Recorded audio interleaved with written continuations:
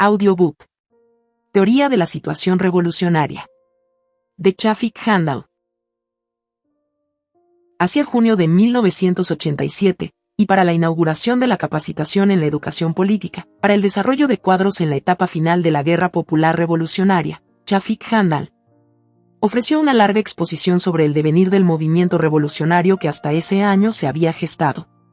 Un fragmento de dicha exposición es la que tienen en sus manos.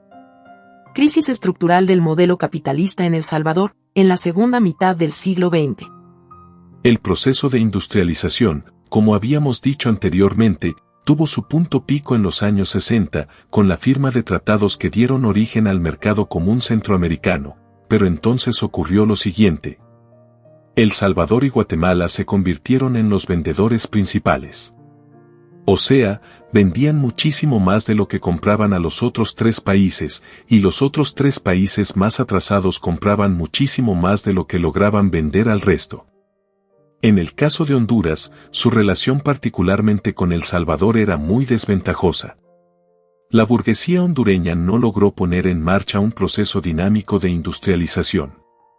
Los norteamericanos no tenían interés en invertir en Honduras por su atraso en las vías de comunicación, en la producción de energía eléctrica, en las comunicaciones telefónicas y, principalmente, por la falta de una masa de trabajadores proletarizados para absorberlos en la industria.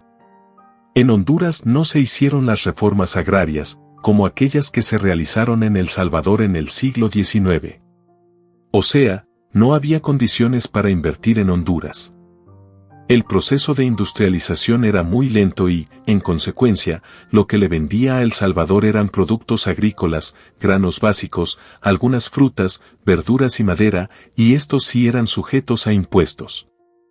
El Salvador le vendía a Honduras productos industriales y, en virtud de los acuerdos del mercado común centroamericano, las mercancías industriales entraban y salían de cualquier país de Centroamérica sin pagar impuestos. Una avalancha de mercancías salvadoreñas entraba a Honduras, bancos salvadoreños, compañías de seguros salvadoreñas, sucursales de empresas comerciales con trabajadores salvadoreños se instalaron en ese país. Y ni siquiera dejaban que las mercancías industriales salvadoreñas pasaran por manos de los comerciantes hondureños. De manera que la mercadería pasó a ser manejada por comerciantes salvadoreños en mercados hondureños. Por ejemplo, el desarrollo de la siembra de algodón en Honduras fue impulsado por un sector de empresarios salvadoreños que se llevaron, junto con ellos, una buena cantidad de trabajadores para laborar en las plantaciones. Ya que en Honduras no había gente que tuviera experiencia en esa rama de producción agrícola.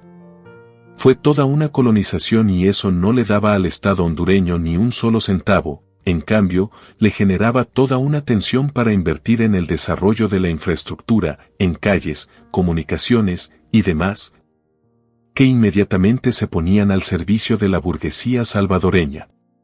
Se generaron contradicciones muy agudas y vino la lucha de la burguesía hondureña por reformar al mercado común centroamericano según el principio de favorecerles a ellos. No se podía medir a todos con la misma vara. Porque no todos eran iguales. Según el convenio del mercado común centroamericano, todos gozaban de iguales derechos y obligaciones, pero los hondureños decían, no podemos tener iguales derechos y obligaciones porque nosotros somos más atrasados. Necesitamos tener derechos superiores. Nosotros estamos pagando el desarrollo del país salvadoreño. Así empezó el proceso de contradicciones.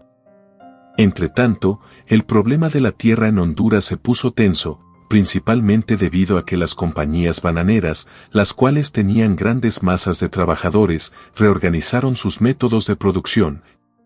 La mecanizaron y despidieron hasta el 40% de sus trabajadores, quienes pasaron a apoderarse de las tierras de reserva de la compañía y dieron origen a todo un movimiento campesino de disputa muy fuerte por la tierra, que fue tensándose y extendiéndose a otras regiones del país.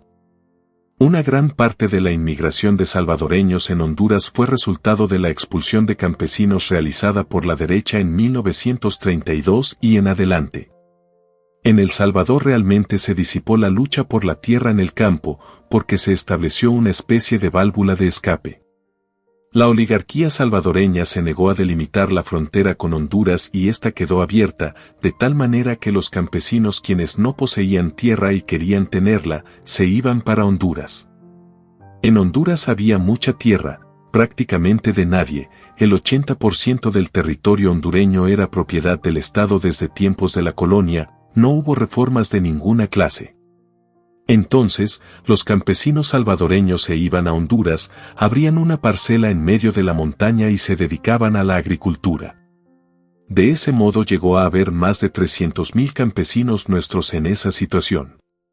La burguesía hondureña, defendiéndose del movimiento de los campesinos y al mismo tiempo presionándolos para reformar los términos del mercado común centroamericano, propusieron entregar la tierra que tenían los salvadoreños a los hondureños quienes la estaban reclamando.